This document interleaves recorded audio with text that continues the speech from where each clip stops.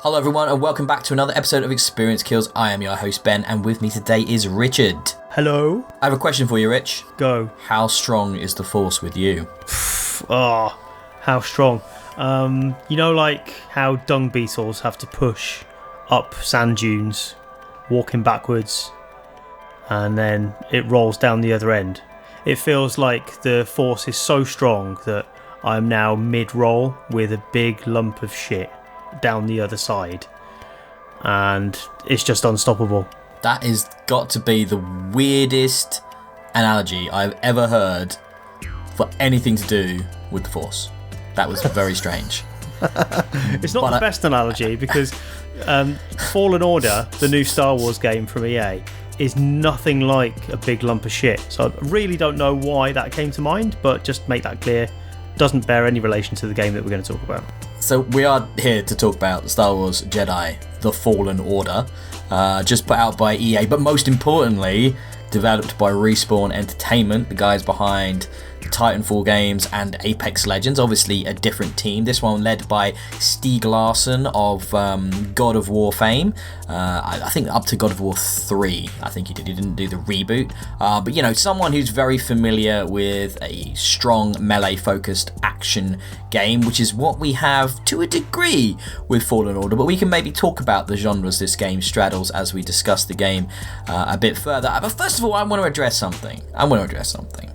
A lot of the coverage of the Fallen Order couches their praise with discussions of technical issues, and other than one crash I had, I think from a main menu, I haven't had a single issue with textures not loading, with falling through the world, with the lightsaber graphics not displaying properly, nothing at all. And I admit I'm playing on an Xbox One X. I never even tried it on my S because I wanted to have the best experience possible. But no, I haven't seen any of that. And I think the reason I mention that is that a lot of those guys covered the game pre-release before the sort of the final patches came out and stuff, and I think that's an unfortunate sort of side effect of getting early code sometimes, is that, you know, your final thoughts on a game can be really kind of hampered if there are technical issues, but they're not going to be there for 99% of players, if not 99.9% of players. Richard, have you had any technical problems?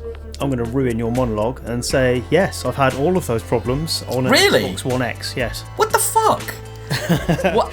Okay, I mean that, and you've not even played. I've beat the game, Richard. You haven't finished it yet. You're quite early, actually, and you've had all those problems. I've had a few. Nothing that I felt was massively problematic, apart from some.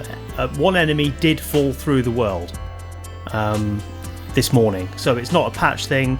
I'm playing well after release now, and on an Xbox One X, so there's no excuse for, you know, it's not poor hardware. It's not a hardware issue. There is some problem with collision detection in this. It's only happened once, but I don't know. Is that forgivable in a top tier AAA game like this? That's really interesting, isn't it? That is interesting. That speaks so much to how bugs and issues like that, just that you may never see them in your playthrough, and someone else might get them every other time they boot up the game. You know, that's very curious. But no, I don't think it is forgivable in that case, Richard. To answer your question, maybe the game could have done with a bit more time in the oven. But obviously they had a hard date they were going to hit, you know, prior to a big film release this Christmas, and also things like The Mandalorian being on TV. So there is kind of a critical mass of Star Wars happening right now. And if you're answering to the Disney overlords, as I know they were very closely in this game at EA, because I got the deluxe edition of it, and there's actually a really good feature-length documentary on the making of the game included with that. And I watched all of that, and it was interesting how closely they worked with Disney. Really? Every single day, people in the office there overseeing what they were doing, which must be a very difficult development process to go through. I bet. Yeah. I really don't want to give the impression that this is undercooked in any way, because the overriding sense is of a really polished production that so much love, time and money has clearly gone into. Yes. It looks phenomenal. The production values are astounding, and you can see that there's so much work going on under the hood in this game that even an Xbox One X seems to be almost panting at the effort to get all this on screen. You mentioned that there was some pop-in issues that have been reported. I've seen that as the most prevalent problem, and it's only very, very slight. It will be in between cutscenes when the shot changes from outside a ship to a sort of dialogue scene. You'll see characters just appear within the chairs that they're supposed to be in, almost imperceptibly. You've got to be, I suppose you've got to have decent vision to see it, or you've got to be, looking quite closely. But there'll be an empty chair, and then a split second later the character is there delivering their dialogue, and it's clear why that's happening. There's so much detail in those character models and in the surrounding world that it can't process all of that in one go, so it's doing some clever trickery behind the scenes to erase those models that aren't being used until they're needed, and then it quickly slaps them back in. But you can tell that that's happening sometimes, and it's a little bit jarring.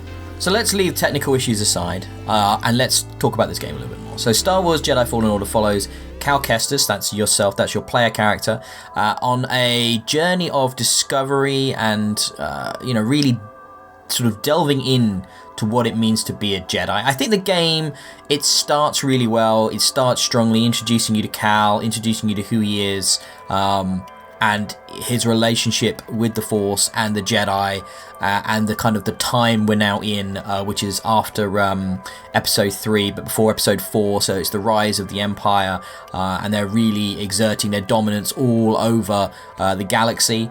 And Cal, ends up having to traipse around about half a dozen worlds on a kind of fairly rote sort of video game quest sort of thing about finding a MacGuffin that'll do a thing. And it's like, I don't want to get into spoilers because at the core of this is an incredibly well-told story that's in just brilliantly performed by all of the cast involved. All the characters are done to a fantastic degree. I was so impressed with the mocap technology that's going on here, with the performance capture technology from Cal, from Ser, from I forgot his name, the captain, the pilot of the ship, who is Grease. Grease is fantastic. You get to know much more about the Inquisitors as the game progresses as well. They're not just faceless bad guys. And then the final third of this game is spoiler revelation after revelation, story beat. It is the most Star Wars game I've played in a really long time, and it's fantastically good fun, and it feels like it will have real ramifications, and it really matters within the ongoing canon of Star Wars now that Disney, they were so close to this game because they don't just let anyone play with Jedi. They don't just let anyone create new characters that interact and can have impact on the wider galaxy in such a profound way as Cal could do and Sarah could do when you reach the end of the game. And obviously I'm being very careful not to spoil anything, but it's a 20-odd hour journey that I enjoyed every minute of. The game really opens up once you start to get more powers and force powers to play with, and different types of combat mechanics that you can unlock through the skills tree, and the game just gets better and better and builds and builds and builds. If anything, I think it starts a bit slowly. I think it's maybe like that you're too much is locked behind walls and gates. Well, yeah, you talk about God of War. This does feel like that. I suppose I'm thinking of the more recent reboot where that was a problem. In the early parts of the God of War reboot, there was a lot of stuff locked away, control-wise and move-wise. It felt quite limited, and it was only towards the end that you thought, oh no, this is fully fleshed out. It just took a bit of work to get there. So this feels like that, does it? I mean, I'm quite early on, so I'm yet to see how it develops. It kind of feels like they worked backwards, and I think that hurts it a little bit early days, that it feels like they had these suite of powers in mind and abilities and attacks, and then they were like, well, we need to remove this here, we need to remove this can't come in until this part of the game, this won't, we don't want them to be able to do this until this point, and they kind of then go back to the beginning, and it's like, well, there's nothing left. And it makes sense narratively as well, because Cal's journey of discovery, he goes from being almost a non-character blank slate to something properly fleshed out, someone you're really rooting for, and it's got so much to do with the incredible double act performance he has with BD. If BD wasn't there on his shoulder, bringing that buddy cop feel to the adventure, if he was just by himself, it would be a very different experience. I'm so glad they created BD, and he's probably, I might say he's my favourite droid in the Star Wars universe now. Like, I absolutely, by the end of that game, you love BD and you really care about what happens to him and what happens to the characters. And I was so impressed with how well the story was done. I guess it just speaks to how long it has been since we had a proper single-player Star Wars experience with characters we could really get into. It has been so many years, and we've been clamouring for so long, and now we've got so much good Star Wars happening all at once that it's absolutely mind-blowing to me. And Disney seem to have really sorted themselves out. But I want to hand over to you now, because I'm all good at talking about story and narrative and experience, but as the kind of resident Souls expert, talk to me about combat in this game, and talk to me about how, is this a Souls game or is this a Metroidvania game? I think it is. We spoke a bit about this before we started recording. I'm not sure we agree, because your feeling is that the Souls series is much more about the difficulty rather than the underlying design. I don't agree with you on that. I think it's much more fundamentally about the world building, how you uncover shortcuts, new areas, how you deal with new enemies. It doesn't necessarily need to be about the difficulty, it's the sense of discovery, I think. And Fallen Order does adopt many of the real successes of the From Software series of games, so through Demon Souls, Dark Souls, more recently Sekiro, which coincidentally I bought on the same day as Fallen Order. I've been playing them side by side, so it's interesting to see what those similarities are. Fallen Order is definitely not as hard. I'm playing it on the second to hardest setting. I can't remember what that is, but I've not got it on the default.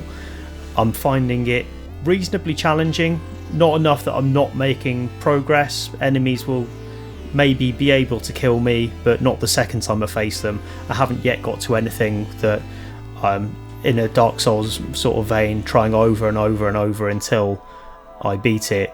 It's all fairly achievable so far, and it doesn't stick to that genre. But I think in the first 20 minutes to half an hour, it's really nothing like a Souls game at all. It's much more like what you'd expect from Naughty Dog, a linear story adventure with lots of jumping, slashing, climbing, dropping, and awesome set pieces. You know, lots of really kinetic action sequences that are on rails, but obviously have really high production values, and they must have spent a fortune. You can really see the cash splashing around on the screen in those sections, and that's kind of what you want to see from a big Star Wars story. It does look the part, and it's far different to the bolted together single player missions that we had in Battlefront, for example, which we were told was a single player campaign. But when you compare it to something like this,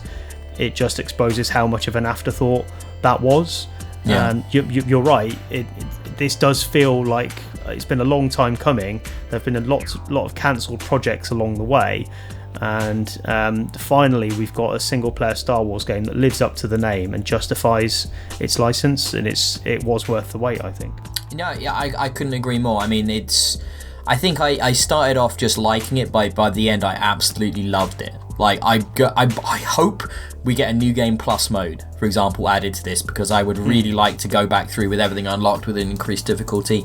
It's interesting to me because I think I found the game's combat really difficult at the beginning until I got sort of a feeling for the rhythm and a feeling for the kind of the patient style of a Souls kind of combat experience.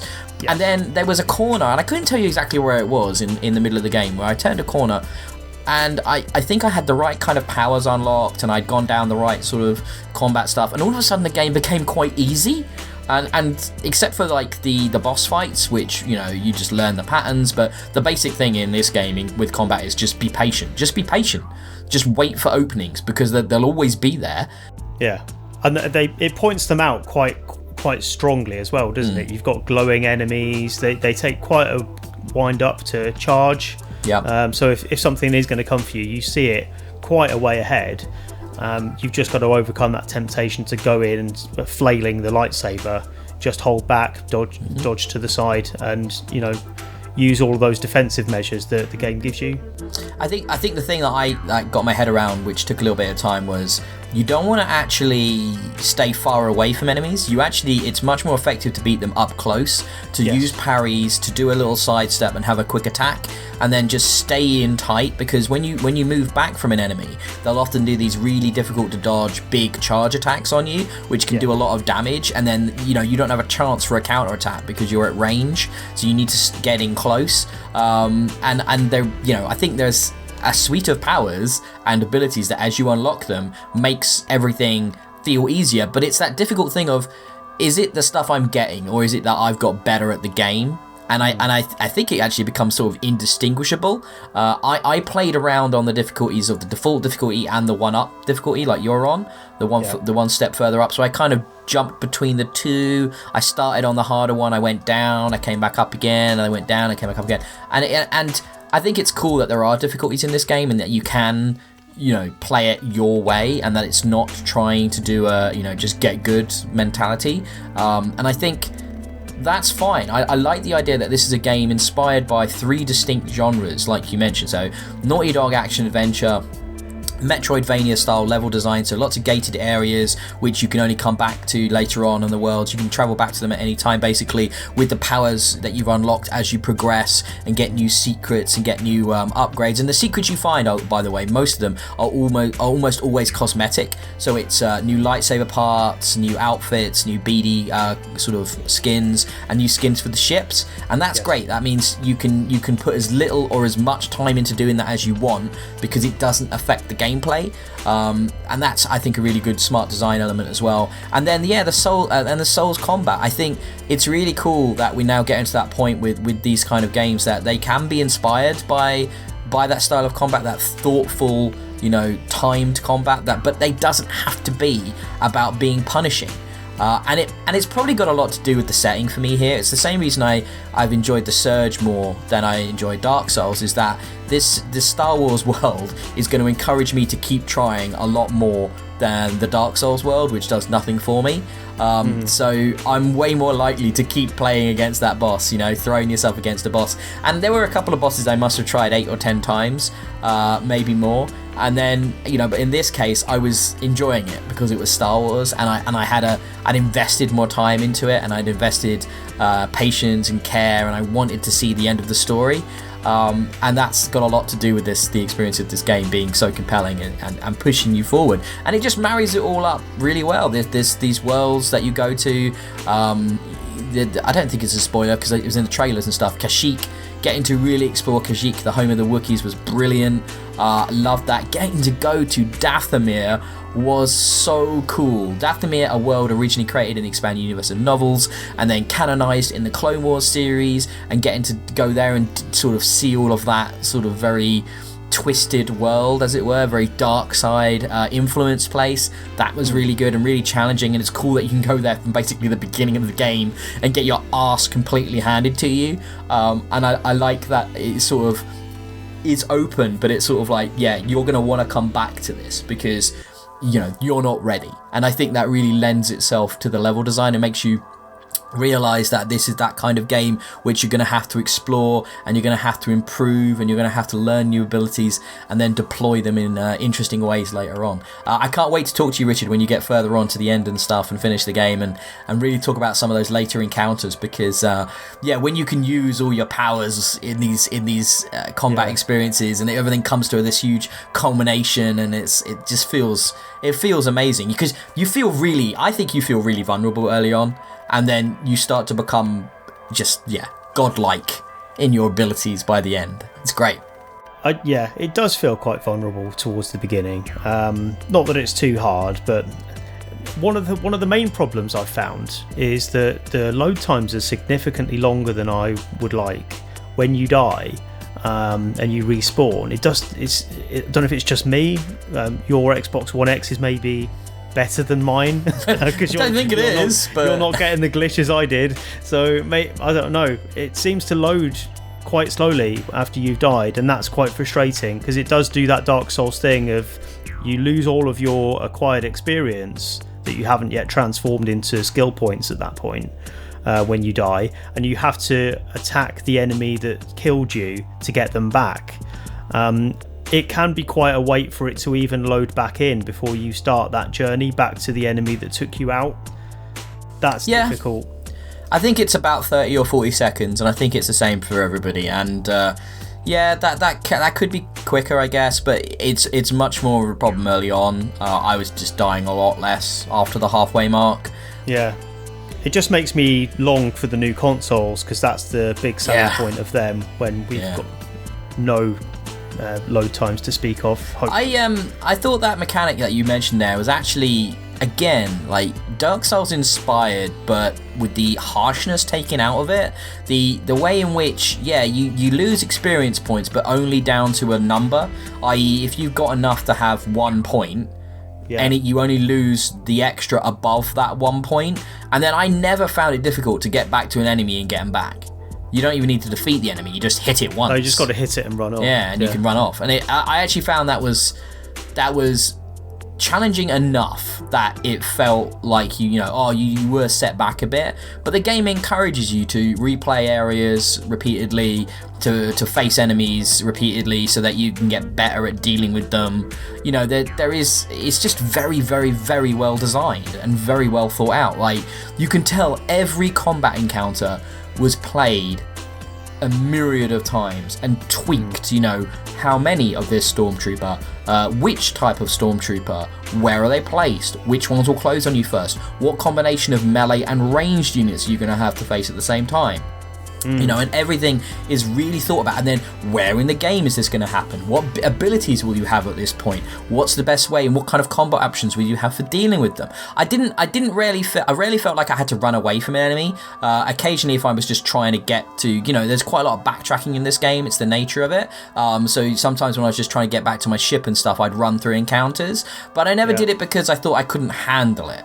Generally, unless it was like a mini boss or something, I knew what I had to do to beat the enemies. Yeah, but there are some places where that's not an option anyway. You can't run back because that opening that feels like Uncharted, that's not an isolated incidence of that type of game style. It does rear its head again throughout the game, doesn't it? So you've got sections where you might have long rides down ice ravines or something, and you're just sliding down them. Sections where you can use the force to freeze spinning items and jump across them. Very platformy sections like that once you go through, there's no way back. So there are occasions when even enemies that aren't that hard, it becomes a challenge of they kind of wear you down. It's like a battle of attrition, and you can't take the easy option of just heading back to the last save point. You have to just press on and hope that you reach the next one. So even though the challenge itself is not on the face of it difficult, it's just how far apart some of those save points are and the challenge between them. It does makes you press on and gives you that sense of challenge. I think it's balanced really well. I know at no point did I die and think, oh, that's just not fair. It was always, oh, I fucked that up. I should have done that better. I needed to get to this area with a bit more life. Oh, maybe I'll level up a little bit before I come back here or something, grind a little out. I like the health system in the game with the Estus flask mechanic of BD giving you the health stims, but you have a limited amount. You can upgrade that. That is one of the few things, actually, which is a hidden thing that encourages you to explore, because you can go from one health stim up to 9, I believe. And I think I finished the game on 7, so I didn't even find all of them. I'm on 3 at the moment. Yeah, it's actually one of those things when you find another one of them, you go, oh my god, thank god. Yeah, that's a big deal. Yeah, it's usually in one of the areas as well where it's like, oh, I could really do with another one, and it's like, perfect, I've just found one. And again, that's just good level design. That's smart level design. It knows when you're going to want these things, and kind of makes it something attainable. This game at its core is all about exploration. I absolutely loved exploring the worlds that you go to in this game and just digging around and finding the secret areas and finding the little off the beaten path bits and where the chests are hidden. That's another thing about your robot companion though, right? Because he's not just there to add character, he is really functional too. A bit like Boy in God of War, come to think of it. He'll follow you around, he'll stand on your shoulder, he'll run off and show you stuff or ask you to if he can start scanning items and tell you more about them. He adds more flavour to the environment by just being part of it and showing enthusiasm about what's coming up. I think that he really does add to the experience beyond being a characterful sidekick. Yeah. Is there anything else you wanted to mention? I think we might be coming to the end here. Is there anything else you wanted to bring up? I don't think so. I think my takeaway from it so far is that I'm still surprised that a Dark Souls-like game got commissioned with all of the suits in Disney and EA, that they thought, yeah, we can take a risk on what is quite a fringe, difficult and reputedly elitist genre. We'll take that and apply it to the biggest budget movie franchise of all time, and that will work okay, guys, won't it? It seems to have worked out, but I'm just surprised they took that leap, and kudos to them for doing it, because they could have just come up with something a bit more anodyne and straightforward. They didn't have to do this, and it's really great that they tried it. I mean, they could have made like a Force Unleashed 3 or something, really, couldn't they? Something really safe and arcadey and, everybody can play that and stuff, and just churned it out. But no, this is original, and it works on every level, Combat, level design, brilliant, world designs and concepts, fantastic. Set pieces, boss fights are brilliant. Story, the story is slow to get going because it is quite conventional, but you sort of pair that up with the incredible performance capture and character writing and dialogue, and then it elevates it. So all of that then comes together to make it really compelling as well. So everything is just a massive thumbs up and a win for me, and it's great that they finally got one after so many years of cancelled projects and struggled releases. So I'm there is a sequel potential at the end of this game, and I really, really, really hope they do it. Like, they'd be mad not to, surely. It's got to be a success for them. So well, exactly, yeah. Our duty now, not just us, because you and I have both bought this. We didn't get code for it. We've paid for it out of our own pocket. Everyone else needs to do that as well now, please. so we get more of this, and not the half-assed Battlefront games with crappy single-player nonsense tacked on. We want proper experiences like this. So absolutely. Go buy it. Absolutely. So that's a big thumbs up from me and Richard for Star Wars Jedi Fallen Order. Absolutely brilliant experience. If you like Star Wars, I should say this, if you like Star Wars, it's a must-buy. But even if you just like good character action, Metroid Souls games, you should check it out, definitely.